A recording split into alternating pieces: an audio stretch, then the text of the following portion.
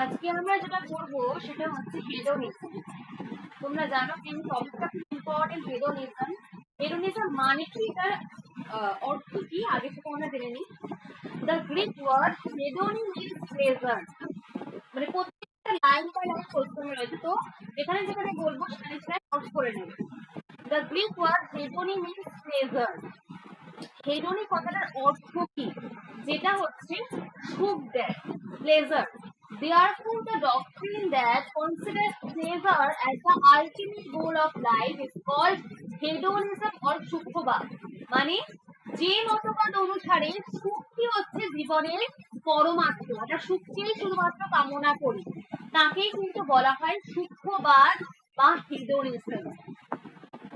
Generally এমপিরিসিস্ট, শুধুমাত্র অভিজ্ঞতাবাদী philosopher যারা রয়েছেন, এমপিরিসিস্ট philosopher, support this view.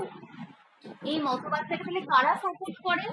Only এমপিরিসিস্ট philosopher.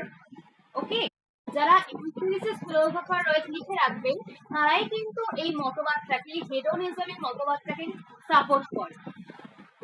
They believe that human beings are primarily self-driven and that obtaining pleasure through sensory experience is their sole aim.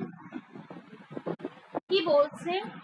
তারা মনে করে, যারা এই এমপিরিসিস্ট ফিলোসফাররা মনে করে যে মানুষ কেবলমাত্র ইন্দ্রিয়ের প্রতি আসক্ত, যেগুলো তাদের এই ইন্দ্রিয় সেবার মাধ্যম দিয়ে কিন্তু সুখ লাভ করা যায়। কি বলছে তার মানে ভালো করে বুঝবে। কোন বস্তুকে, কোনো বস্তুকে তার নিজের জন্য কিন্তু কামনা করা হয় না, পেলেই হচ্ছে তুমি সুখ পাবে, এই প্রত্যাশায় কিন্তু বস্তুটাকে কামনা করা হচ্ছে। বস্তুটা পাচ্ছ বলে তুমি সুখ পাচ্ছ, এই প্রত্যাশায় তুমি বস্তুটাকে কামনা করছো। তাহলে মানুষের একমাত্র লক্ষ্য হলো কি? ইন্দ্রিয় চরিতার্থ করা। মানুষের একমাত্র লক্ষ্য হলো ইন্দ্রিয় চরিতার্থ করা। একটা বস্তু পেলে তোমার মধ্যে একটা সুখ উৎপন্ন হচ্ছে, এটাই বলা হচ্ছে sole aim. In human life, pleasure alone is intrinsically valuable, while everything else is instrumentally valuable. তো বলছে যে আমরা অর্থ, বিত্ত, স্বাস্থ্য ইত্যাদি যে সমস্ত জিনিসগুলো কামনা করছি, এইগুলো কিন্তু এই সবের জন্য নয়। আমরা শুধুমাত্র কামনা করি এইগুলো পেলে আমরা সুখ পাবো, প্লেজার পাবো। তাহলে সুখকে আমরা কামনা করি একমাত্র কার জন্য? এই সুখের জন্যই কিন্তু সুখকে আমরা কামনা করে থাকি। তাহলে we desire wealth, money or health not for their own sake but for the pleasure they bring. Pleasure is desired only for itself. Heroines judge the morality of actions based on pleasure. তাহলে তারা বলছেন, সুখবাদীরা বলছেন যে যে কাজ তোমাকে দুঃখ দেবে না, দুঃখের তুলনায় সুখটাকে উৎপন্ন করবে, সেটাই হচ্ছে ভালো কাজ। আর যে কাজ সুখের তুলনায় তোমাকে বেশি পরিমাণে দুঃখ দেবে, সেই কাজটাই কিন্তু মন্দ কাজ। An action that produces more pleasure than the pain is good, and action that produces more pain than pleasure is bad. এটা বললাম, যেই কাজটা তোমাকে অনেক পরিমাণে সুখ দিচ্ছে সেই কাজটা একমাত্র ভালো, আর যেই কাজটা তোমাকে দুঃখ দিচ্ছে, পেইন দিচ্ছে, অনেক বেশি পেইন দিচ্ছে, সেই কাজটা কিন্তু একমাত্র মন্দ। আমি বলবো সেটা লিখে নেবে, যে তোমাদের যদি একটু কোশ্চেন দেয়, প্রথমে একটা জিনিস লিখে নাও, সাইকোলজিক্যাল হেডোনিজমের সমর্থক কারা, আমি একটু লিখিয়ে দেবো তোমাদের। সাইকোলজিক্যাল হেডোনিজমের সমর্থক লেখো, সাইকোলজিক্যাল হেডোনিজমের সমর্থক, তারপরে আমি বুঝিয়ে দেবো তোমাদের। সাইকোলজিক্যাল হেডোনিজমের সমর্থক লেখো সিরেনেইটস, মিল বেনথাম হিউম। সিরেনেইটস, মিল বেনথাম হিউম হচ্ছে সাইকোলজিক্যাল হেডোনিজমের সমর্থক, যেগুলো দিয়ে তোমাদের কিন্তু নেট সেটে খুব কোশ্চেন আসে। সিরেনেইটস, মিল বেনথাম হিউম। না লিখতে পারলে আমাকে বলবে, আমি আবার বলে দেবো। সাইকোলজিক্যাল হেডোনিজমের সমর্থক হচ্ছে সিরেনেইটস, মিল বেনথাম হিউম। হ্যাঁ, হ্যাঁ বলো। হ্যাঁ, সিরেনিয়াম, সিনিল, বেনথাম, হিউ। তারপরে দেখো egoistic hedonism. Egoistic hedonism, egoistic হেডোনিজমকে কিন্তু দুটো ভাগে ভাগ করা হয়েছে। একটা হচ্ছে কি স্থূল বা অসংযত সুখবাদ, স্থূল বা অসংযত সুখবাদ। এই মতবাদের প্রবক্তা হচ্ছে অ্যারিস্টিপাস। স্থূল বা অসংযত সুখবাদ, আত্মসুখবাদ কিন্তু দুভাগে ভাগ করা হয়েছে। একটা কি স্থূল বা অসংযত সুখবাদ, আরেকটা হচ্ছে মার্জিত সুখবাদ, সূক্ষ্ম বা মার্জিত সুখবাদ। তো প্রথমে আমি আসি হচ্ছে স্থূল বা অসংযত সুখবাদ। এই মতবাদের প্রবক্তা হচ্ছে অ্যারিস্টিপাস। খুব কোশ্চেন দেয় বলেছে, স্থূল বা অসংযত সুখবাদের প্রবক্তা হচ্ছে অ্যারিস্টিপাস। সূক্ষ্ম বা মার্জিত সুখবাদের প্রবক্তা হচ্ছে এপিকিউরাস। সূক্ষ্ম বা মার্জিত সুখবাদের প্রবক্তা হচ্ছে এপিকিউরাস।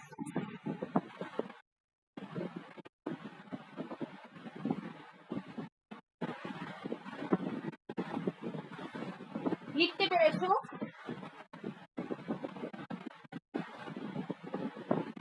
আরেকটা সুখবাদ রয়েছে, সুখবাদের দুটো শ্রেণীবিভাগ করা হয়েছে, একটা সাইকোলজিক্যাল হেডোনিজম আর একটা এথিক্যাল হেডোনিজম। এথিক্যাল হেডোনিজমকেও আবার দুভাগে ভাগ করা যায়। এথিক্যাল হেডোনিজমেরও কিন্তু দুটো পার্ট রয়েছে। দেখো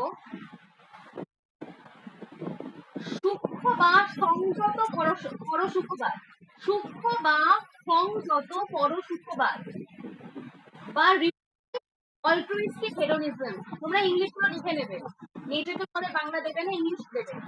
লেখো সূক্ষ্ম বা সংযত পরসুখবাদ বা রিফাইন্ড অল্ট্রুইস্টিক হেডোনিজম। সূক্ষ্ম বা সংযত পরসুখবাদ, রিফাইন্ড অল্ট্রুইস্টিক হেডোনিজমের প্রবক্তা হচ্ছে মিল। সূক্ষ্ম বা সংযত পরসুখবাদ, রিফাইন্ড অল্ট্রুইস্টিক হেডোনিজমের প্রবক্তা হচ্ছে মিল। আরেকটা রয়েছে স্থূল বা অসংযত, স্থূল বা অসংযত পরসুখবাদ। স্থূল বা অসংযত পরসুখবাদ, ইংলিশটা হচ্ছে গ্রস অল্ট্রুইস্টিক হেডোনিজম। গ্রস অল্ট্রুইস্টিক হেডোনিজম এর প্রবক্তাকে বেনথাম। গ্রস অল্ট্রুইস্টিক হেডোনিজম বা স্থূল বা অসংযত পরসুখবাদ এর প্রবক্তা হচ্ছে বেনথাম। লেখা গেছে সবার?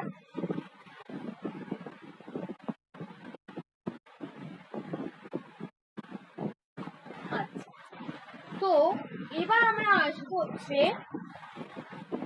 যেটা বললাম, সুখকে কিন্তু কি বলা হয়েছে যে যে কাজ সুখের তুলনায় অধিক পরিমাণে সুখ দেয় সেটা হচ্ছে ভালো, আর যেটা হচ্ছে সুখের তুলনায় অধিক পরিমাণে দুঃখ দেয় সেই কাজ কিন্তু মন্দ। Although pleasure is accepted as the highest moral ideal, not all hedonists share the same views. There are different kinds of hedonism. Hedonism, সুখবাদের কিন্তু নানান টাইপ রয়েছে। সুখবাদের কিন্তু অনেকগুলো প্রকারভেদ রয়েছে। সেই প্রকারভেদগুলো কি কি? অ্যাকর্ডিং টু সাম, কিছু কিছু সুখবাদীরা বলেছেন কি বলেছেন?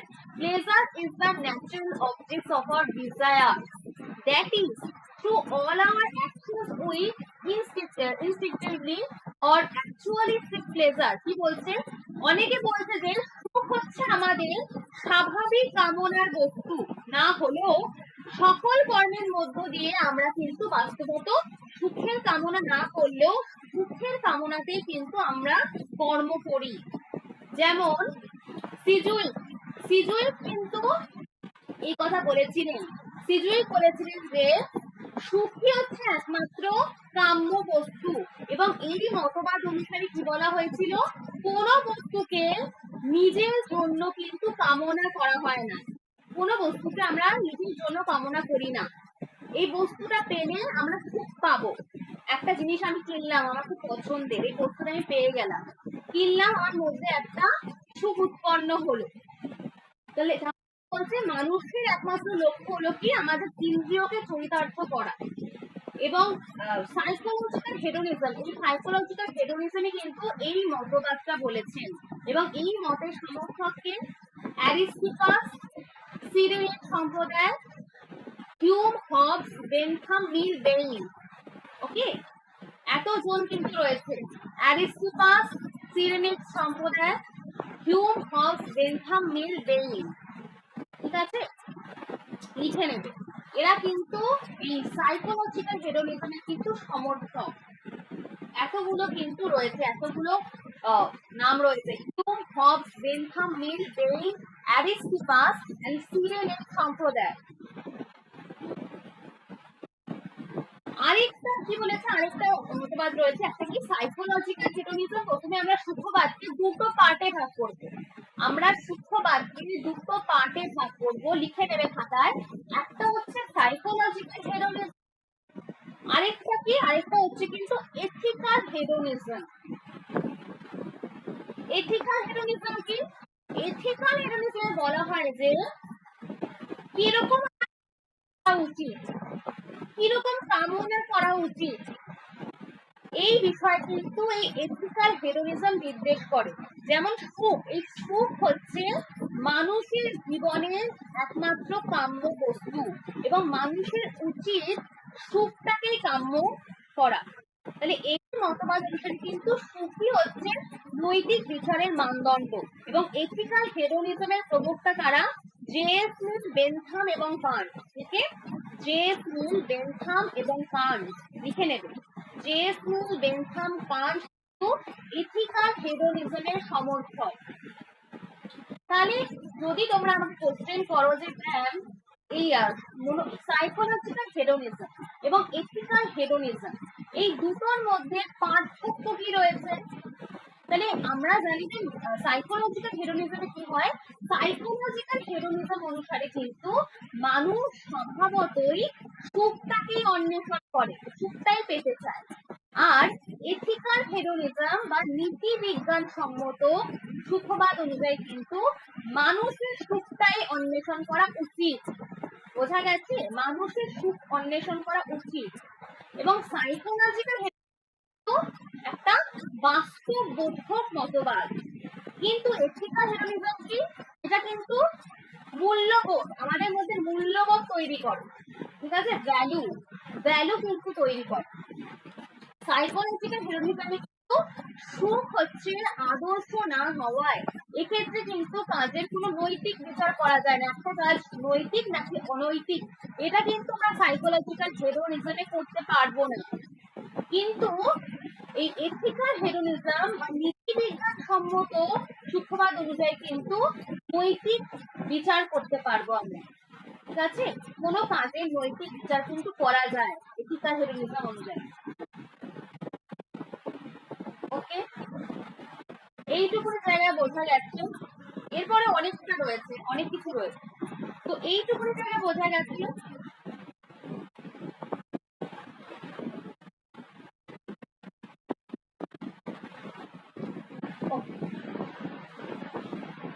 এরপরে কি বলছে, যেটা বললাম, প্রফেসর ফিজুই কলস দ্য ফার্স্ট ভিউ, যে ফার্স্ট ভিউয়ের কথা বলছেন তাকে বলছেন যে psychological hedonism because it considers the desire for pleasure a natural mental tendency. এইটা যে সুখের কামনা করা হচ্ছে, সাইকোলজিক্যাল হেডোনিজমে কি বলছে যে সুখের কামনা হচ্ছে, এটা কিন্তু মানুষের স্বাভাবিক মানসিক প্রবণতা রূপে কিন্তু গণ্য করা হয়। অপরদিকে বলা হচ্ছে even if we do not always seek pleasure in practice, we ought to act in pursuit of pleasure. Sorry, এটা না, he calls the second view, ethical hedonism because the desire for pleasure is treated as something one ought to pursue. নৈতিক সুখবাদ অনুযায়ী কিন্তু ফিজুইক বলছে সুখের কামনা করা উচিত। এখানে বলছে যে ought to pursue, তোমাকে কামনা করা উচিত।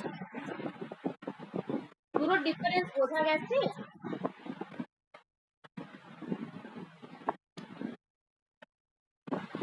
এরপরে কিন্তু এই সুখবাদকে নানান ভাগে ভাগ করা গেছে। প্রথমে কি বলছে যে সূক্ষ্মবাদকে কিন্তু প্রথমে দুভাগে ভাগ করা গেছে, একটা কি সাইকোলজিক্যাল হেডোনিজম আর একটা হচ্ছে নৈতিক সূক্ষ্মবাদ বা এথিক্যাল হেডোনিজম। সাইকোলজিক্যাল হেডোনিজমকে কিন্তু আবার সাইকোলজিক্যাল হেডোনিজম না, এথিক্যাল হেডোনিজমকে কিন্তু আবার দুভাগে ভাগ করেছে। Ethical hedonism, egoistic hedonism is of two types. Ethical egoistic hedonism কিন্তু টু টাইপস, একটা হচ্ছে gross or unrestrained hedonism and refined or restrained hedonism. তো অনেক ভাগ রয়েছে, সেই ভাগ আমি দিয়েও দিয়েছি, এটা একটু তোমরা পড়ে নেবে ভাবছি। তো প্রথমে সুখবাদকে দুভাগে ভাগ করা হয়েছে, একটা কি মনস্তাত্ত্বিক এবং নৈতিক সুখবাদ, এবং এই নৈতিক সুখবাদকে কিন্তু আবার দুভাগে ভাগ করা হয়েছে, একটা কি আত্মসুখবাদ আর একটা হচ্ছে পরোক্ষ সুখবাদ। আবার আত্মসুখবাদকে দুভাগে ভাগ করা হয়েছে, স্থূল বা অসংযত, মার্জিত বা সংযত। আর পরোক্ষ সুখবাদকে কিন্তু দুভাগে ভাগ করা হয়েছে, একটা কি নন এভলিউশন বা বিবর্তন নিরপেক্ষ, একটা বিবর্তন ভিত্তিক। আবার নন এভলিউশন কিন্তু আবার দুভাগে ভাগ করা হয়েছে, একটা কি গ্রস তোমরা কিন্তু ইংলিশ গুলো পড়বে, ইংলিশ গুলো কিন্তু মেন, ঠিক আছে? ইংলিশটা পড়লে তুমি সেট নেম দুটোতে কিন্তু মানে কোশ্চেনের অ্যান্সার করবে আসছে, তোমার বাংলা পড়লে কিন্তু হবে না। এরপরে আমরা আসবো হচ্ছে প্রথমে সাইকোলজিক্যাল হেডোনিজম। সাইকোলজিক্যাল হেডোনিজম বলতে কি বোঝানো হয়েছে? Psychological Hedonism, according to psychological hedonism, pleasure is the only object of human desire. তাহলে এই মনস্তাত্ত্বিক সূক্ষ্মবাদ অনুসারে কিন্তু মানুষ তার কেবলমাত্র সুখটাকেই কামনা করে এবং সুখটাই হচ্ছে মানুষের একমাত্র কাম্য বস্তু, ঠিক আছে? মানে একটা জিনিস, একটা বস্তু, এই বস্তুটাকে আমি পেলে আমার মধ্যে সুখ উৎপন্ন হচ্ছে। একটা অবজেক্ট মানে কি বস্তুকে পেলে আমার মধ্যে সুখটা উৎপন্ন হচ্ছে। We desire knowledge, wealth, good character, yet each of these is desired not for its own sake. আমরা জ্ঞানের কামনা করি, আমরা আমাদের যে ইয়ে রয়েছে, ওয়েলথ রয়েছে, যে সম্পদ রয়েছে, সেগুলো কামনা করি, ঠিক আছে? যেসব কামনার প্রত্যেকটাই কিন্তু আমাদের সুখ লাভের জন্য হয় এবং এই সুখের প্রাপ্তিতেই কিন্তু কামনার পরিসমাপ্তি হয়। তাহলে জ্ঞানকে আমরা জ্ঞানের জন্যই, অর্থকে অর্থের জন্যই এবং চারিত্রিক সদ্গুণের কিন্তু আমরা মানুষ কিন্তু কামনা করে না। ওইসব বস্তু মানুষের কাছে সুখ প্রদায়ক বলে এই বস্তুগুলো আসলে আমার মধ্যে একটা সুখ উৎপন্ন হবে। যেমন আমার কাছে অনেক টাকা পয়সা এসেছে বা আমার কাছে অনেক গোল্ড সোনা এসেছে, এই বস্তুগুলো আমার কাছে আসছে, এর মধ্যে একটা সুখ উৎপন্ন হচ্ছে, আমি পেয়ে গেছি জিনিসগুলো। তাহলে ওইসব বস্তু হচ্ছে আমার মধ্যে একটা সুখ প্রদায়ক বলে কিন্তু মানুষ এগুলো কামনা করছে। তাহলে সুখ কিন্তু মানুষের সমস্ত কামনা এবং কর্মপন্থা নির্ধারক। যা সুখদায়ক তাকেই কিন্তু মানুষ কামনা করছে এবং যা দুঃখদায়ক সেগুলোকে কামনা করে না, ঠিক আছে? এটাকেই বলা হচ্ছে কি সাইকোলজিক্যাল হেডোনিজম। একটা বস্তু পেলেই আমি সেটা পেয়ে হচ্ছে আমার মধ্যে সুখ উৎপন্ন হচ্ছে, উইল প্রডিউস প্লেজার, সেটাকে বলা হচ্ছে কি সাইকোলজিক্যাল হেডোনিজম।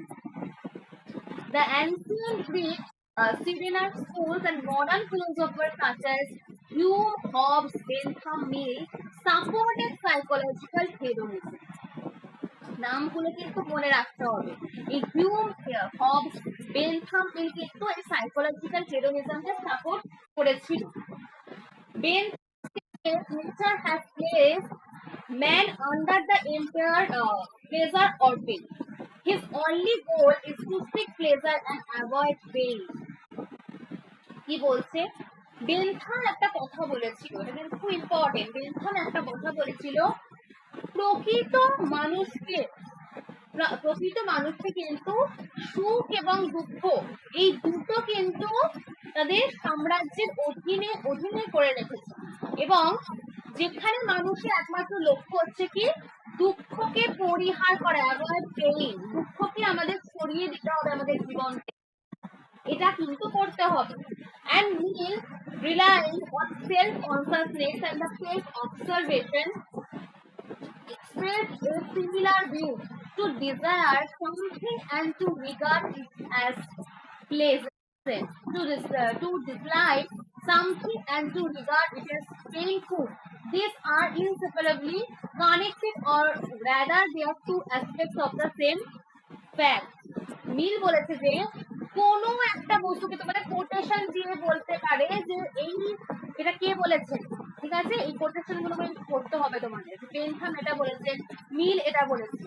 মিল কি যে কোনো একটা বস্তুকে কামনা করা, তাকে সুখদায়ক বলে মনে করা, এই দুটো কিন্তু একই বস্তুর কিন্তু দুটো দিক, ঠিক আছে। তাহলে কি বলছে, according to psychological theories, man is essentially sensuous being, though human process reason mainly serves the senses. তাহলে এই মতবাদ অনুসারে যেটা আমাদের মানে ইন্দ্রিয়টাকে পরিতৃপ্তি দিচ্ছে, যে বস্তুটা পেলে আমার ইন্দ্রিয়টাকে সেটা পরিতৃপ্তি দিচ্ছে, সেটাকেই কামনা করা উচিত। And thus the ultimate aim of all human desire is bodily pleasure. Okay, এখানে কিন্তু bodily pleasure এইটার উপর কিন্তু গুরুত্ব দেওয়া হচ্ছে।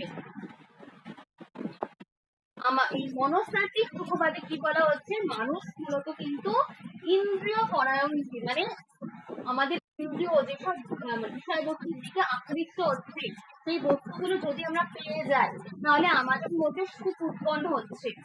এবং মানুষ কিন্তু একজন বুদ্ধিবৃত্তি সম্পূর্ণ জীব, এবং এই বুদ্ধি কিন্তু আমাদের ইন্দ্রিয়ের দাস, বুদ্ধিবৃত্তি যেন সর্বসময় কর্তৃত্ব সম্পূর্ণ এই ইন্দ্রিয় বৃত্তি সুখ লাভের এবং দুঃখ পরিহারের নির্দেশ দেয়। এবং মানুষের সমস্ত কামনার চরম লক্ষ্য হচ্ছে কি, দৈহিক সুখ সম্ভব, বডিলি প্লেজার। লিখে রাখছে, সাইকোলজিক্যাল হেডোনিজম অনুযায়ী কিন্তু মানুষের আলটিমেট এমটা কি, বডিলি প্লেজার, দৈহিক সুখ সম্ভব, দৈহিক আনন্দ বা দৈহিক সুখ সম্ভব, এটা হচ্ছে মানুষের কিন্তু আলটিমেট এইম, সাইকোলজিক্যাল হেডোনিজম অনুযায়ী কিন্তু বলা হচ্ছে। However, if this view is accepted, the distinction between human beings and lower animal despairs. It is true that some individuals pursue pleasure in all their desires and actions. তো এই psychological হেডোনিজমের মধ্যে কিন্তু মানুষের সঙ্গে ইতর প্রাণী কিন্তু ভেদ লুপ্ত হয়ে যায়, এবং কিছু মানুষ তাদের সকল কামনার মধ্যে দিয়ে কিন্তু সবসময় সুখটাকে বাঁচার চেষ্টা করে, এবং সব মানুষ কিন্তু কেবলমাত্র সুখটাকেই পেতে চায়। এবং সাইকোলজিক্যাল হেডোনিজমের মধ্যে কিন্তু প্রতিষ্ঠা করতে হলে এটাই কিন্তু দেখাতে হবে যে কিছু মানুষ সুখকে একমাত্র কাম্য বস্তু বলে মনে করলেও এমন কিছু মানুষ রয়েছে যারা কিন্তু সুখের কামনা করে না। তাহলে যারা সুখের কামনা করছে না তারা কিন্তু আবার এই মতকে সমর্থন করছে না। ওকে, তো এইটা এই সাইকোলজিক্যাল হেডোনিজম অনুসারে কিন্তু মানুষ হচ্ছে কেবলমাত্র বস্তু, যে কোনো অবজেক্টের দিকে কিন্তু আকৃষ্ট হবে, এবং এই বস্তুগুলো পেলেই কিন্তু মানুষের মধ্যে একটা সুখ উৎপন্ন হয়ে যাবে। এটাই হচ্ছে আলটিমেট বডি প্লেজার। ওকে, মনে রাখতে হবে এগুলো। তো বোঝা, এবং এই সাইকোলজিক্যাল হেডোনিজম বাস্তব বোধক মতবাদ। লিখে রাখবো, এই সাইকোলজিক্যাল হেডোনিজম কিন্তু একটা বাস্তব বোধক মতবাদ।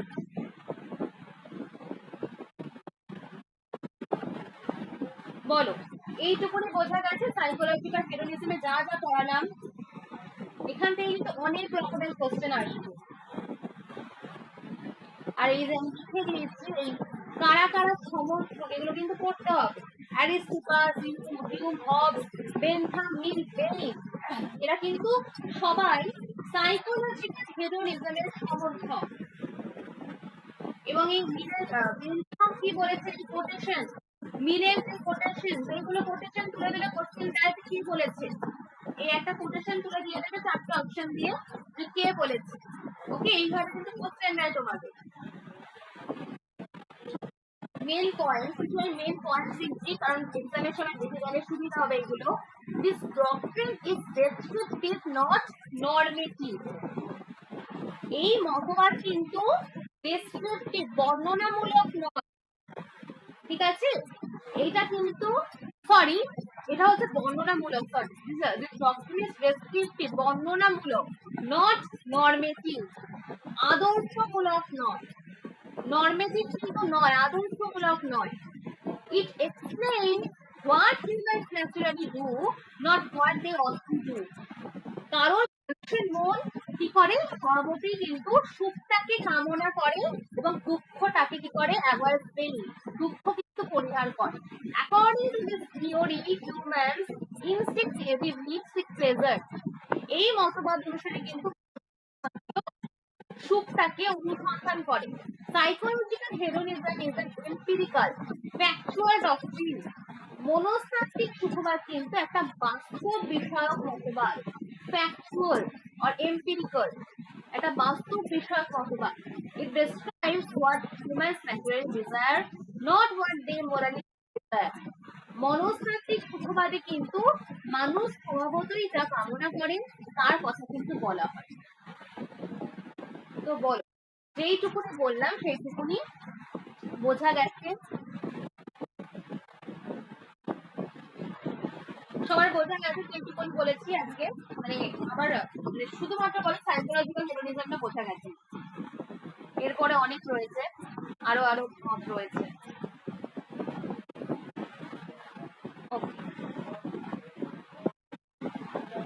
এরপরে আমরা আসবো হচ্ছে এথিক্যাল হেডোনিজম। এথিক্যাল হেডোনিজম, তো এথিক্যাল হেডোনিজম এটা বলতে কি বোঝানো হয়েছে? Ethical hedonism prescribes how humans ought to act and what they ought to desire. মনস্তাত্ত্বিক সুখবাদ অনুসারে আমরা কি দেখলাম? মানুষ স্বভাবতই সুখ কামনা করে এবং সুখ কিন্তু মানুষের কাছে কোনো আদর্শ নয়, তা হচ্ছে কি বাস্তবত। আমি এটাই বলেছিলাম ফ্যাকচুয়াল, তা বাস্তবত কামনার বিষয়। কিন্তু এথিক্যাল হেডোনিজমে কি বলছে? সুখ হচ্ছে কিন্তু মানুষের জীবনে এক আদর্শ, নরমেটিভ, এক আদর্শ কাম্য বস্তু। মানুষের উচিত, মানুষের অর্থ প্লেজার, মানে মানুষের উচিত আমি সুখটাকে কামনা করব। Pleasure is the ideal object of human life and humans ought to desire pleasure. Thus pleasure becomes the standard of moral judgments. তাহলে আমরা দেখেছিলাম যে সাইকোলজিক্যাল হেডোনিজমে সুখ কিন্তু কোনো আদর্শ নয়, কিরকম ছিল, বর্ণনামূলক, ডেসক্রিপটিভ। সুখের পরিপ্রেক্ষিতে কিন্তু মানুষের কাছে উচিতার্থক নৈতিকতা বিচার এবং ভালো মন্দ বিচার করা কিন্তু সাইকোলজিক্যাল হেডোনিজমে হয় না, কিন্তু এখানে কিন্তু হয়ে থাকে। এথিক্যাল হেডোনিজম কিন্তু নৈতিক বিচার, ভালো মন্দ কোনটা, এগুলো কিন্তু কোনটা নৈতিক, কোনটা অনৈতিক, কোনটা ভালো, কোনটা মন্দ, এগুলো কিন্তু একটু বিচার করে হয় এখানে। তাহলে নৈতিক সুখবাদে কিন্তু সুখের কামনা উচিত, মানে ঔচিত্য বোধক হয়, কিন্তু সুখ কিন্তু মানুষের সমস্ত কামনার আদর্শ এবং সুখের পেছনে কিন্তু মানুষ কি করে, এই কর্মটা ভালো, এই কর্মটা মন্দ, এইভাবে কিন্তু বিচার করে থাকে। That is moral judgement, standards of moral judgement, judgement করে কিন্তু থাকে।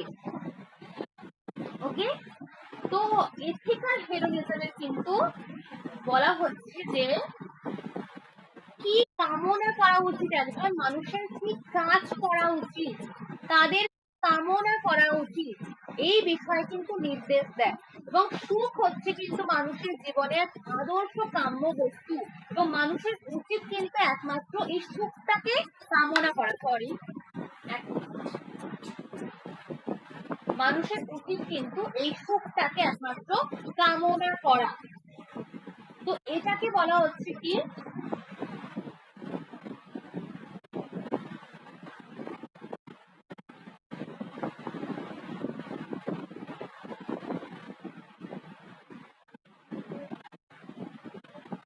এথিক্যাল হেডোনিজম, মানে এই সুখটাকে আমার কামনা করা উচিত,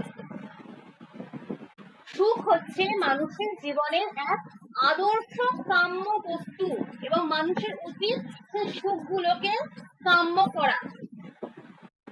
ওকে, এই মতবাদ অনুসারে কিন্তু সুখই হচ্ছে নৈতিক বিচারের মানদণ্ড এবং এই মতবাদের সমর্থক তারা philosophers such as J.S. Mill, Bentham and Kant supported this view.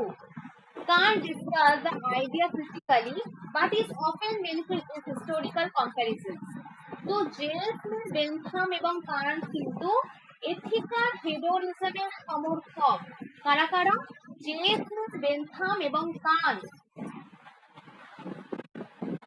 তো এখানে কিন্তু বলা হচ্ছে যে সুখকে কিন্তু আমাদের কি করা উচিত? কাম্য করা উচিত। ওকে, তো এখানে বলা হচ্ছে যে বেনথাম, মিল এবং কান্ট এই মতবাদের সমর্থক এবং এখানে মনস্তাত্ত্বিক সুখবাদে কি বলা হয়েছিল যে সুখকে মানুষের ন্যাচারাল অবজেক্টস অফ ডিজায়ার, সুখকে মানুষের কামনার বস্তু বলা হয়েছিল। ওকে, এবং সুখ সুখ সম্পর্কে কিন্তু সব কথা বলা যায় না, পরিমাণ নির্ণয় করা যায় না, সাহিত্য এই সমস্ত কিন্তু বলা যায় না। ওকে, মনস্তাত্ত্বিক সুখবাদীরা কিন্তু সুখের তীব্রতা, সাহিত্য এইগুলো কিন্তু বলে না, ঠিক আছে। কিন্তু এই নৈতিক সুখবাদের কিন্তু আবার দুটো প্রকার রয়েছে, একটা হচ্ছে আত্মসুখবাদ লিখেছে, একটা হচ্ছে আত্মসুখবাদ, আরেকটা হচ্ছে পরসুখবাদ। এই নৈতিক সুখবাদেরই কিন্তু আবার দুটো প্রকার রয়েছে, একটা হচ্ছে আত্মসুখবাদ, আরেক পরসুখবাদ। আত্মসুখবাদের ইংলিশটা লিখে নেবে ইগোয়েস্টিক হেডোনিজম, এন্ড পরসুখবাদের হচ্ছে ইংলিশটা অল্ট্রুইজম।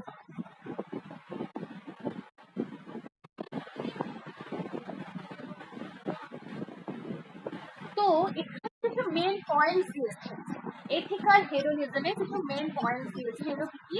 দিস ডক্ট্রিন ইজ নরমেটিভ, একদম বিপরীতটা। সাইকোলজিক্যাল হেডোনিজমে কি আমরা দেখলাম যে সেখানে বলেছিল যে ডেসক্রিপটিভ, তথ্যমূলক, কিন্তু এটা কিরকম? নরমেটিভ বা আদর্শমূলক। বোঝা গেছে? এটা কিন্তু বলা হচ্ছে যে এটা হচ্ছে আদর্শমূলক। তাহলে সাইকোলজিক্যাল হেডোনিজমে কি হচ্ছে কে জানে? চলে আসছে করে। তাহলে ইগোয়েস্টিক হেডোনিজমের কিন্তু ইগোয়েস্টিক হেডোনিজম বলছি, এথিক্যাল হেডোনিজম। এক মিনিট, আজকে সব ভুলভাল হয়ে যাচ্ছে আমার। Ethical hedonism. Main points of gross egoistic hedonism. এই মতবাদ কিন্তু আদর্শমূলক, কেননা সুখী নৈতিক কাজের ভালো মন্দ বিচারের মানদণ্ড এবং এই মতবাদ অনুসারে কিন্তু মানুষের সকল কর্ম হচ্ছে প্রেরণার উৎস হলো আদর্শ এবং এই সুখটাকে আমরা কাম্য করা উচিত। এবং নীতিবিদ্যায় কিন্তু নৈতিক সুখবাদ কিন্তু বলা হয়েছে নৈতিক সুখবাদের সুখের কামনা ঔচিত্যবোধক হয়, কিন্তু সুখের বিচারে মানুষের স্বেচ্ছাকৃত কর্মের নৈতিক বিচার কিন্তু করা হয়। তোমার যেটা ইচ্ছা সেই স্বেচ্ছাকৃত কর্মেরই একমাত্র নৈতিক বিচার করা হবে, তোমার ইচ্ছা নয় এইরকম কর্মের কিন্তু কখনো নৈতিক বিচার করা যায় না এথিক্যাল হেডোনিজমে। কি বললাম? তোমার যেটা ইচ্ছা সেটাকে নিয়ে তুমি কিন্তু একমাত্র নৈতিক বিচার করা হয়, কিন্তু তোমার যেটা স্বেচ্ছাকৃত কর্ম নয় সেটার কিন্তু নৈতিক বিচার করা যায় না। এক minute,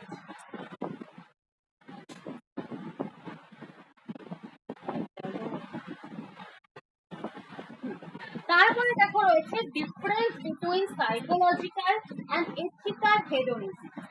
difference between psychological and ethical hedonism, এর মধ্যে দুটো ডিফারেন্স রয়েছে। এই মনস্তাত্ত্বিক সুখবাদ এবং এথিক্যাল হেডোনিজমের মধ্যে কিন্তু একটা ডিফারেন্স রয়েছে। সাইকোলজিক্যাল হেডোনিজম কি? claims that human naturalistic pleasure, মানুষ স্বভাবতই কিন্তু সুখটাকে অন্বেষণ করে।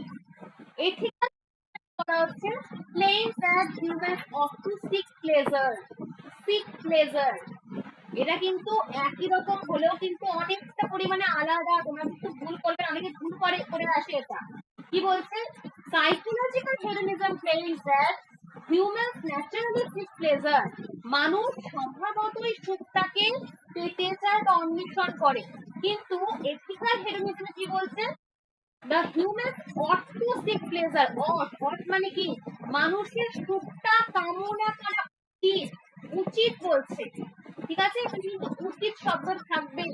তোমরা কিন্তু কি পয়েন্টস গুলো করে যাবে, পরীক্ষার সময় এত কিছু মনে থাকে না, তো তোমরা কিন্তু কি পয়েন্টস মনে করবে যে ought লেখা রয়েছে, উচিত, উচিত থাকলে কিন্তু সেটা এথিক্যাল হেরোইজম হবে। ওকে, এরপরে কি বলছে, psychological hedonism is a descriptive doctrine, psychological hedonism কিন্তু একটা বর্ণক বা তথ্যমূলক ডক্ট্রিন। এখানে কিন্তু ফ্যাকচুয়াল বিষয়গুলো রয়েছে, বাস্তবতা ভিত্তিক, সেগুলোকে নিয়ে কিন্তু আলোচনা করা হয়, যেটা হয় তথ্যমূলক বা ডেসক্রিপটিভ, বর্ণনামূলক। বাট এথিক্যাল হেডোনিজম ইজ কিন্তু ভ্যালু বেসড বা নর্মেটিভ ডক্ট্রিন, আদর্শমূলক, তোমার কি করা উচিত, তো তোমার কি করা উচিত নয়, এটা ভালো কি মন্দ, এটা নৈতিক নাকি অনৈতিক, এই জিনিসগুলোকে বিচার করে, মূল্যবোধ, মূল্যবোধ দেয়, একটা জিনিসের মূল্যবোধ তৈরি করছে, একটা ভ্যালু দিচ্ছে, সেটা হয়ে যাচ্ছে কি এথিক্যাল হেরোনিজম। তারপরে কি বলছে, since pleasure is not an ideal in psychological hedonism, কি বলছে, সাইকোলজিক্যাল হেডোনিজমে কিন্তু সুখ আদর্শ না হওয়ায় এক্ষেত্রে কিন্তু কাজের নৈতিক বিচার হয় না, কিন্তু নীতিবিজ্ঞান সম্মত সুখবাদ কিন্তু নৈতিক বিচারের বিষয়বস্তু। It does not provide a standard for moral judgement whereas ethical hedonism does, এখানে কিন্তু আর যে মোরাল জাজমেন্ট গুলো রয়েছে, কোনটা নৈতিক কোনটা অনৈতিক, এগুলো কিন্তু বিচার বিবেচনা করা হয় কিন্তু হেডোনিজম কিন্তু পড়া হয়, কিন্তু সাইকোলজিক্যাল হেডোনিজমে কিন্তু প্রোভাইড করা হয় না। তারপরে কি বলছে, psychological Hedonism what actually happens, কি বলছে, সাইকোলজিক্যাল হেডোনিজমে কিন্তু বা মনস্তত্ত্ব সম্মত সুখবাদে কিন্তু বলা হচ্ছে বাস্তবে যেটা ঘটছে, বাস্তবে যেটা ঘটছে তারই একটা বিবরণ করা হচ্ছে, বিবরণ দেওয়া হচ্ছে, হোয়াট অ্যাকচুয়ালি হ্যাপেন্স, বাস্তবে যেটা ঘটছে তার কিন্তু বিবরণ দেওয়া হচ্ছে। But ethical hedonism describes an ideal or goal, but নীতিসম্মত সুখবাদ এথিক্যাল হেডোনিজম কিন্তু আদর্শ, কোনো একটা আদর্শ, কোন কোন লক্ষ্যের দিকে তুমি যাবে, কোন আদর্শ এমটা কি পরবর্তীকালে, কোন দিকে তুমি যাবে, কোন লক্ষ্যে তুমি যাবে, সেটাকে ডেসক্রাইব করে কিন্তু এথিক্যাল হেডোনিজম, কোন কাজটা করা উচিত কোনটা অনুচিত, এগুলোকে ডেসক্রাইব করে থাকে কি এথিক্যাল হেডোনিজম। তো বলো এইটুকুনি জায়গা ক্লিয়ার হয়েছে? তারপরে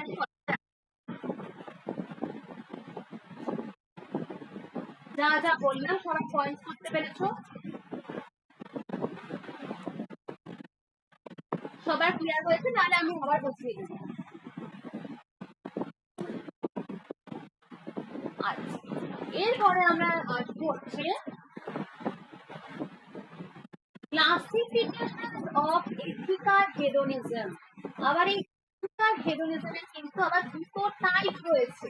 প্রথম টাইপে দেখো কি রয়েছে, একটা হচ্ছে আত্মসুখবাদ বা ইগোইস্টিক হেডোনিজম, আমি বারবার করে সবাই বেঙ্গলি ইংলিশ দুটো টার্ম পড়ে যাবে, ইগোইস্টিক হেডোনিজম বা আত্মসুখবাদ, অল্ট্রুইস্টিক অর ইউনিভার্সালিস্টিক হেডোনিজম বা পরসুখবাদ, একটা হচ্ছে নিজের সুখ আর একটা হচ্ছে পরের সুখ।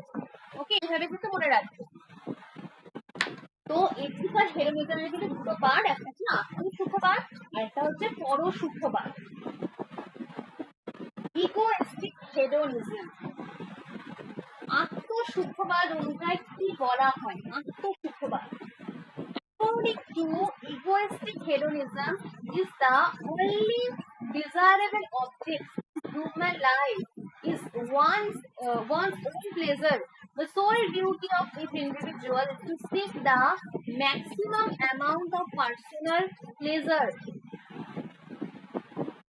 তো আত্মসুখবাদ, এই আত্ম কথাটার মধ্যেই রয়েছে। আত্মসুখবাদ অনুযায়ী কিন্তু মানুষের জীবনের একমাত্র লক্ষ্য হলো সুখ অন্বেষণ করা, এবং প্রত্যেকটা মানুষ, আমি প্রত্যেকটা মানুষের লক্ষ্য কি, একটা কর্তব্য রয়েছে যে নিজের জন্য অধিকতর সুখ লাভের চেষ্টা করা। আমি পরেরটা দেখবো না, তোমার কি হলো আমি দেখবোই না, ঠিক আছে, আমার নিজের যেটা বেশি পরিমাণে সুখ উৎপন্ন করছে আমি সেটা বারবার করে দেখবো, এটাই আমি দেখে চলবো। তো আত্মসুখবাদ অনুযায়ী কিন্তু আমি maximum amount of personal pleasure, আমার নিজের সুখ কোনটাতে রয়েছে সেইটা বারবার করে আমি দেখবো।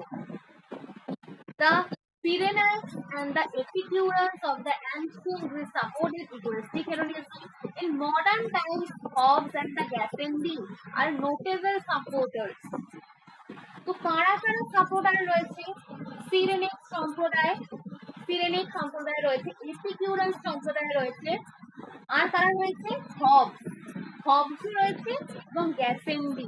নামগুলো কিন্তু মনে রাখা খুব টাফ, একদিন থেকেই কিন্তু মুখস্থ করতে হবে, কারণ নামগুলো তোমাদের মুখস্থই করতে হবে, এগুলো বোঝার তো কিছু নেই, এগুলো কিন্তু ভালো করে পড়ে দিতে হবে। এরা কিন্তু নোটেবল সাপোর্টার্স ইগোইস্টিক হেডোনিজমের। And Sidgwick mentions two kinds of the egoistic hedonism. Sidgwick কিন্তু আবার সুখবাদের আবার দুটো প্রকারের কথা বলবেন। একটা কি, gross or unrestrained egoistic hedonism and refined or restrained egoistic hedonism. একটা কি, স্থূল বা অসংযত আত্মসুখবাদ, আরেকটা হচ্ছে মার্জিত বা সংযত আত্মসুখবাদ। গ্যাসেন্ডি, সরি এই নামটা কিন্তু খুব মানে আমি একবার দেখেছিলাম যে এই নামটা দিয়ে একবার কোশ্চেন এসে ইগোইস্টিক হেডোনিজমের সমর্থক আর একবারে একটা কোশ্চেন এসেছিল, নেট বা সেটা এসেছিল, আমি দেখেছিলাম এই হবসটি কিন্তু একটা কোশ্চেন এসেছিল, ঠিক আছে, তো খুব ইম্পর্টেন্ট এই জায়গাগুলো। তো প্রথমেই আমি আলোচনা হচ্ছে gross egoistic hedonism. According to this view, an action should drive if it promotes immediate bodily pleasure. Humans should desire the most intense sensual pleasure possible at every moment, sacrificing present pleasure for future's uncertain pleasure is considered foolish. That is the essence of unrestrained egoistic hedonism. তো কি বলছে,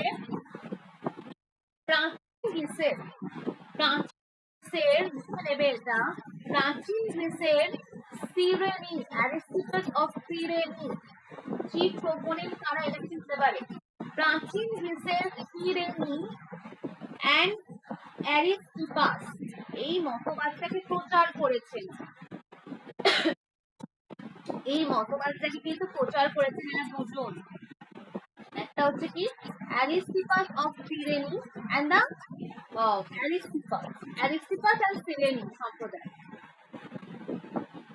অ্যারিস্টিপাস কি বলেছিলেন যে বিভিন্ন সুখ, এই সুখটা রয়েছে সেই সুখের মধ্যে কোনো গুণগত পার্থক্য নেই, লিখে নেবে, বিভিন্ন সুখের মধ্যে কোনো গুণগত পার্থক্য নেই, এই পার্থক্যটা কোথা দিয়ে রয়েছে, শুধুমাত্র কোয়ান্টিটেটিভলি পরিমাণগত পার্থক্য রয়েছে। এবং আমরা কিন্তু আমাদের মানসিক সুখকে দৈহিক সুখ অপেক্ষা অনেক অনেক উন্নত মানের বলে কিন্তু মনে করি।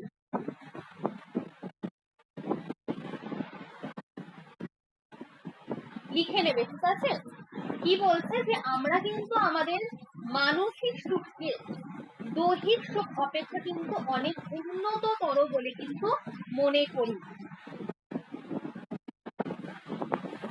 এবং যে তার ব্যক্তির নিজের দৈহিক সুখ লাভের সহায়ক, বডিলি প্লেজার, যে কাজ নিজের দৈহিক সুখ লাভের সহায়ক, সেই কাজটা উচিত কাজ। কি বলছে, humans should desire the most intense sensual pleasure possibly at every moment. যে কাজটা দৈহিক সুখ লাভের সহায়ক সেই কাজটা যথোচিত কিন্তু উচিত কাজ, এবং ইন্দ্রিয় পরিবৃত্তির দ্বারা আমরা যে সুখটা পাই, মানুষের উচিত সেই রকম সুখটাকেই কামনা করা।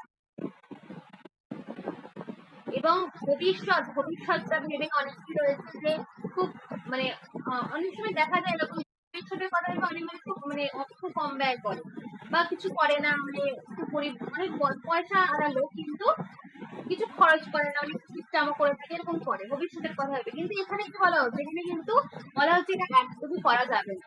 ভবিষ্যতের সুখের আশায় এই বর্তমান জীবনের সুখটাকে পরিত্যাগ করা কিন্তু মূর্খতার কাজ।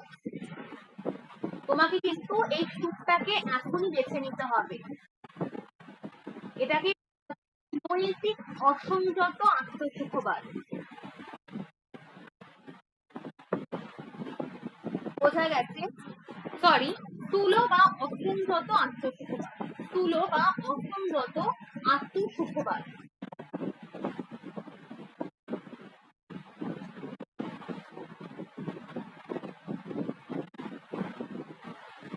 তো এই মতবাদের কিন্তু চিফ যারা প্রপোনেন্ট তারা ছিলেন, এই মতবাদের চিফ প্রপোনেন্ট ছিলেন কিন্তু Aristotle of Cyrene, as is the name of Cyrenaism. His central instruction was keep drink and to be merry, for tomorrow you may die. এই কোটেশনটা কে বলেছিলেন? আরেকজন সম্প্রদায় বলেছিলেন, ভারতীয় দর্শনে। বলতে পারবে কি বলেছিলেন এটা? একদম তার কথা কিন্তু এটা বলেছিলেন যে পরবর্তী জীবনে কি হবে সেটা না ভেবে এখন যেখানে রয়েছে যাবৎ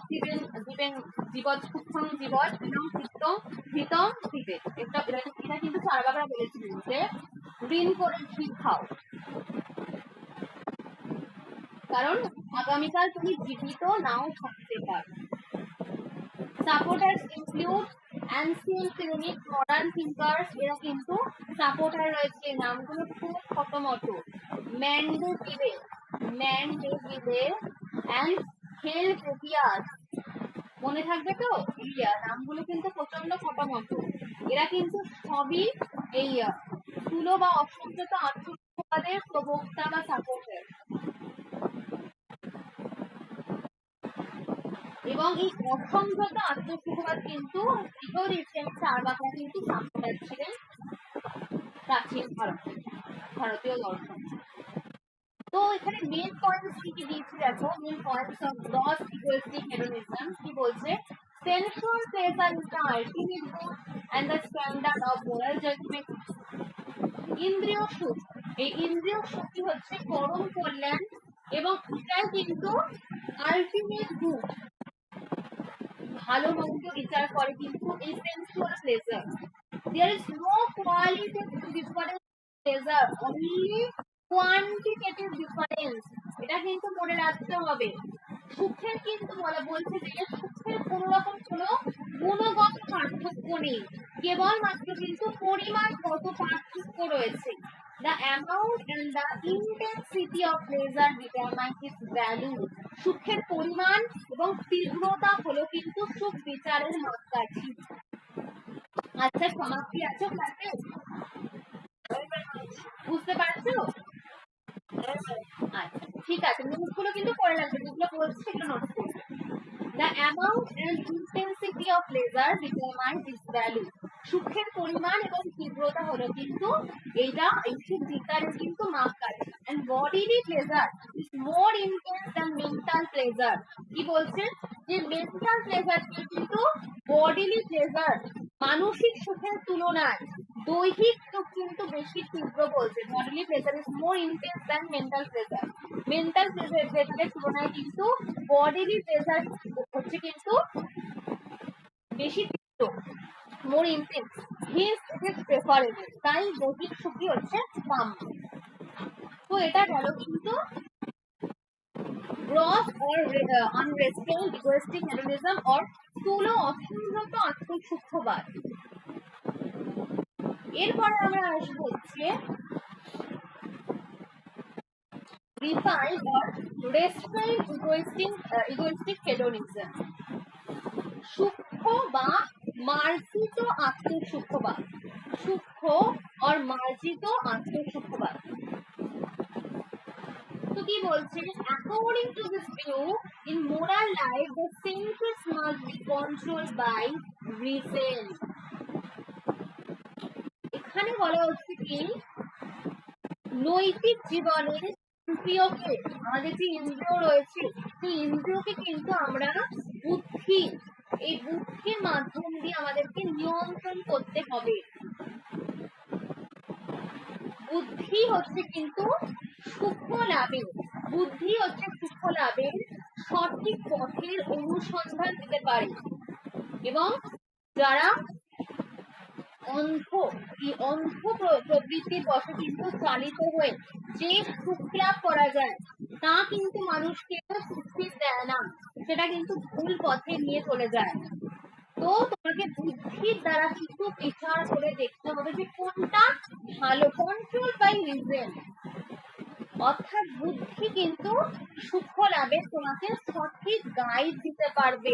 reason alone can guide a person toward true pleasure. কোনটা তোমার জন্য ঠিক, কোনটা সুখ দেবে তোমার জন্য, এই রিজন তোমাকে গাইড করে দেবে। সেখানে বুদ্ধি তোমাকে গাইড করবে, বুদ্ধির দ্বারা তুমি চালিত হয়ে বুঝতে পারবে যে কোনটা ঠিক, কোনটা ঠিক তোমাকে দিকে নিয়ে যাচ্ছে এবং কোনটা তোমাকে ভুল দিকে নিয়ে যাচ্ছে। তোমাকে কিন্তু বুদ্ধির দ্বারা তোমাকে চালিত করবে। Reason alone can guide. তাহলে এই মতবাদটি কিন্তু বলা হয় নৈতিক সুখবাদ। জাস্ট এইটুকুনি কিন্তু মাথায় রাখবে, যেটা তোমাকে বুদ্ধির দ্বারা চালিত করছে সেটা কিন্তু হয়ে যাবে কি সূক্ষ্ম আর মার্জিত আত্মিক সুখবাদ। এই মতবাদের কি এক্সপোনেন্ট কারা ছিলেন? Epicurus and the doctor is known as Epicureanism. এখানে কিন্তু এপিকিউরাস এর নাম অনুসারে কিন্তু এপিকিউরিয়ানিজম এটা কিন্তু বলা হয়ে থাকে। এখানে একটা কোটেশন দিয়েছে এপিকিউরাস, বলেছেন যে every person should seek calm and uncertain things and only reason can lead to this state। কি বলছে যে প্রত্যেক মানুষের তার নিজের শান্তি এবং সুখ এটাকেই কামনা করা উচিত। কেবলমাত্র বিচার বুদ্ধি, কেবলমাত্র বিচার বুদ্ধির মাধ্যম দিয়ে কিন্তু আমরা এই শান্তি পেতে পারি।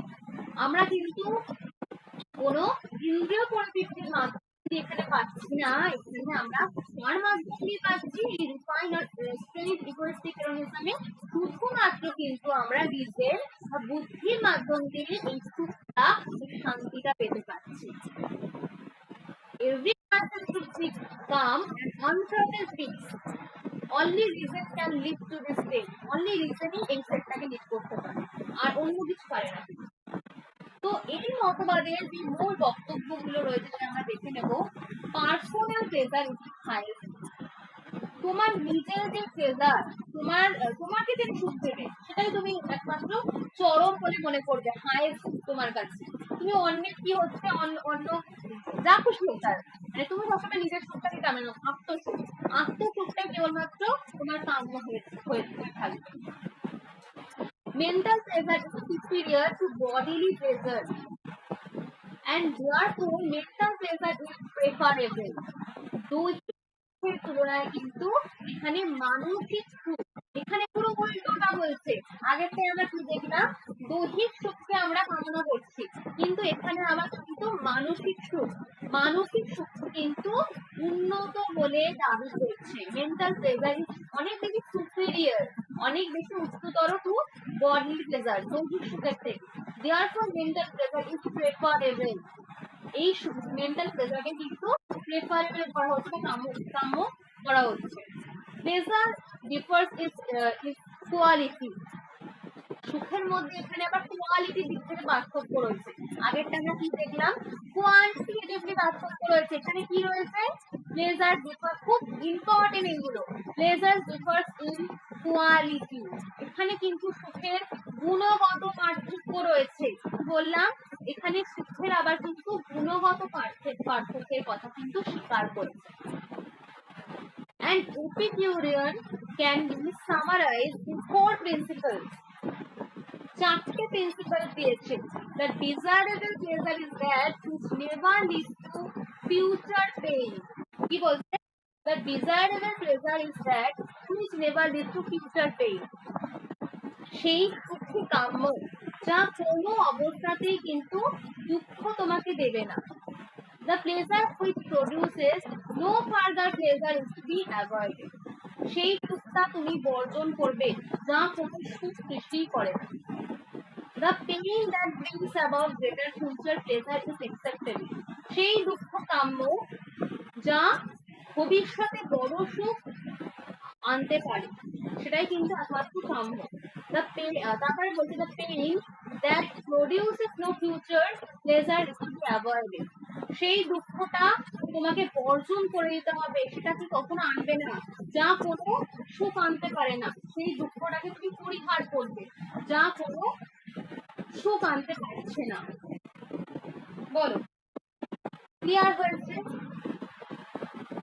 যা যা শুনিয়েছি? তোমাদের কিন্তু আমি যেটা বলছি যে তোমাদের যেহেতু সেটের এক্সাম কাছাকাছি সেই জন্য আমি ইন্ডিয়ান ফিলোসফি থেকে কিন্তু পুরো এমসিকিউ সব থেকে কিন্তু এমসিকিউ পেয়েছি, ঠিক আছে? প্র্যাকটিস ক্লাস তোমরা কিন্তু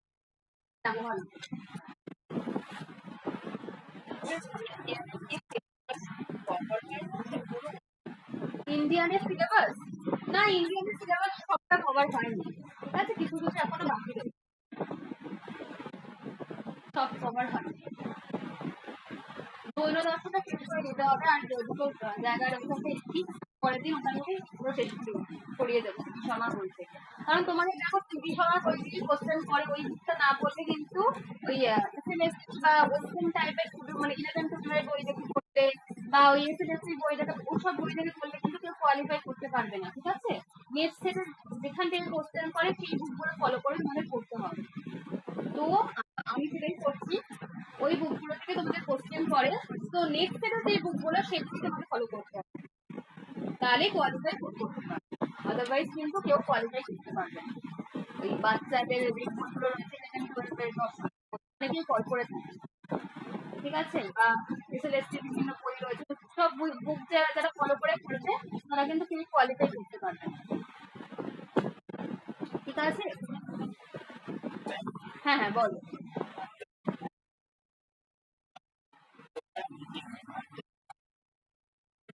হ্যাঁ হ্যাঁ একদম দিয়ে দেবো, আমি তো সবাইকে দিয়েও দিয়েছিলাম, ঠিক আছে? আমি দিয়েও দিয়েছিলাম, ঠিক আছে? আমি দিয়ে দেবো আরেকবার সবাইকে, ঠিক আছে? হ্যাঁ, তো বলো আজকে ক্লাসে কারোর কোনো সমস্যা রয়েছে? আজকে ক্লাসে কিন্তু অনেক কোশ্চেন আসবে, অনেক, মানে এত নিখুঁত এই জায়গাটা না, পরের দিন পর করাবো। আজকে কিন্তু আত্মসুখবাদটা শেষ হয়ে গেল, পরের দিন কিন্তু পর সুখবাদ স্টার্ট হবে, উপযোগবাদ, যেটা উপযোগবাদ। আজকে যেটুকু হেডোনিজম নিয়ে পড়ালাম সুখবাদ, সেইটা নিয়ে তোমরা বলো যে ক্লিয়ার হয়েছে নিউ কনসেপ্ট।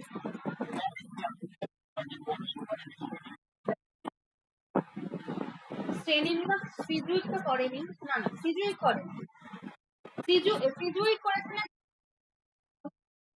ব্যাপার, ঠিক আছে? তুমি কি কোনো বইয়ে পেয়েছিলে এটা? শ্রেণীবিভাগটা কি করে দেবেন? সিজুইট করেছে, আমার এই ব্যাপারটা তুমি দেখতে হবে, ঠিক আছে? দেখে আমি বলবো যে এই শ্রেণীবিভাগটা কি করবে, আমি দেখতে বলে দেবো, ঠিক আছে? এখন আমি ভুল বললেও কিন্তু তোমাদেরই ভুল হয়ে যাবে সেটা, না আমার এই জন্য একবার আমি দেখে বলবো, ঠিক আছে? আর কারণ কিছু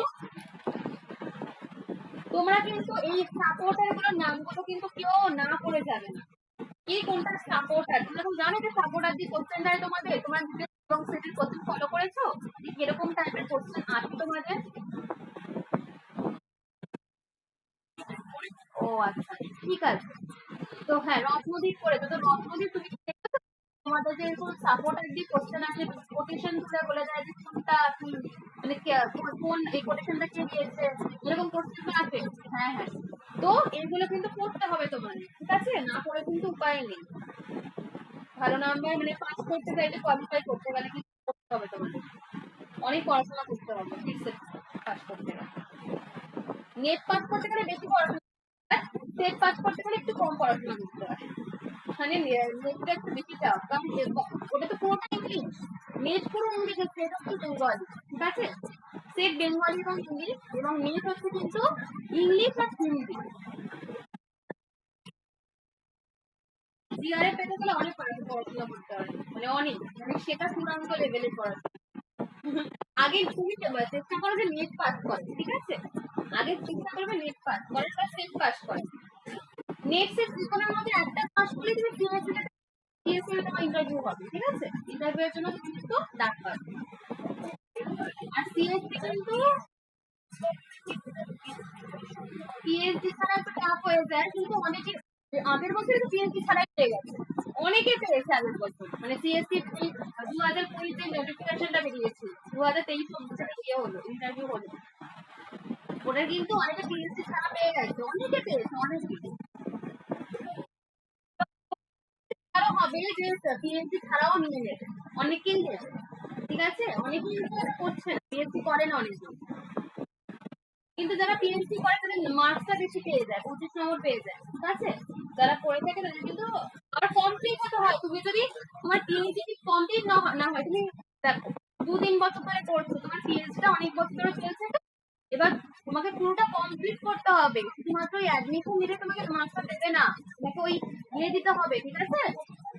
পুরো শেষ করতে হবে পিএইচডি, তাহলেই তুমি মার্কসটা পাবে, তাহলে দেবে না তোমাকে মার্কস, ঠিক আছে? ব্যাপার আছে।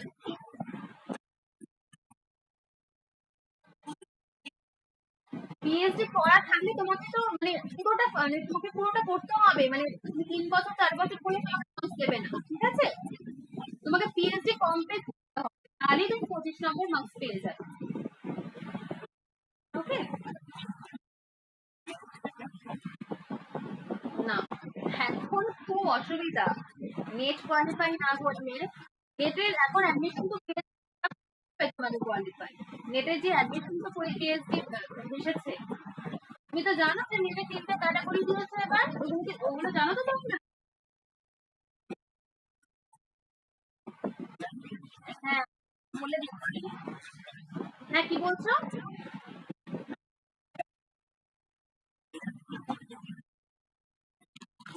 এই বাবা, তুমি তো ভুল করে ফেলেছো। এ কি?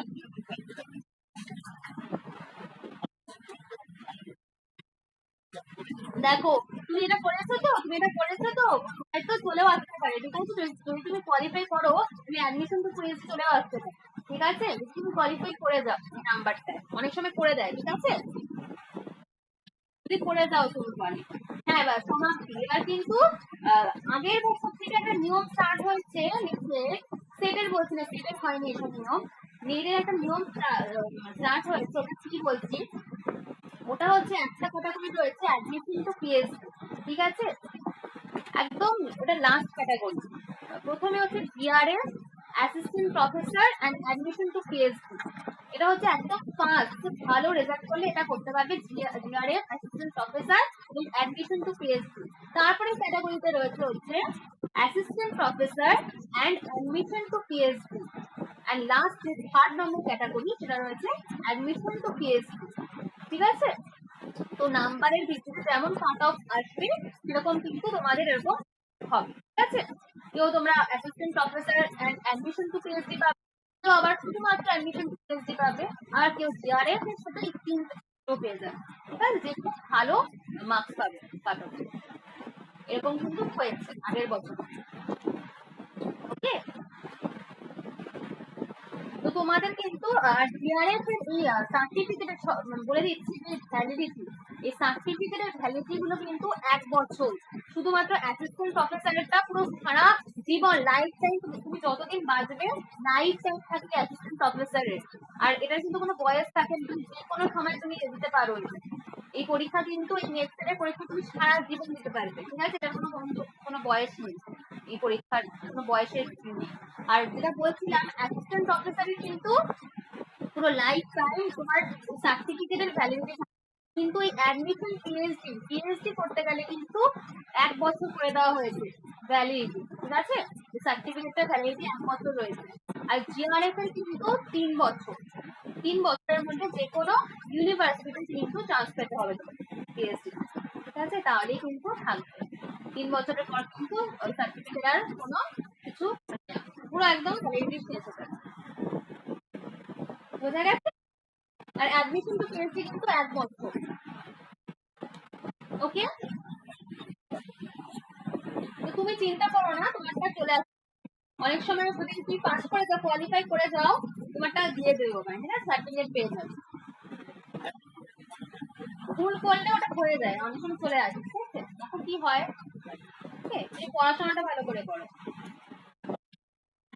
ঠিক আছে, তাহলে আর কিছু সবার কিছু জানতে চাও আমার থেকে? ঠিক আছে, তাহলে আজকে চলো, গুড নাইট সবাইকে। আমরা কিন্তু এমসিকিউ সলভ করবো, আমি বলে দেবো কোন ভাবে প্র্যাকটিস ক্লাস, ঠিক আছে। তোমরা কিন্তু এখন থেকে ভালো করে পড়ো পুরো ইন্ডিয়ান ফিলোসফিটা, ঠিক আছে। ভালো করে পড়ো, আমি পরের দিন জৈন ফিলোসফি, ওকে। চলো টাটা, গুড নাইট।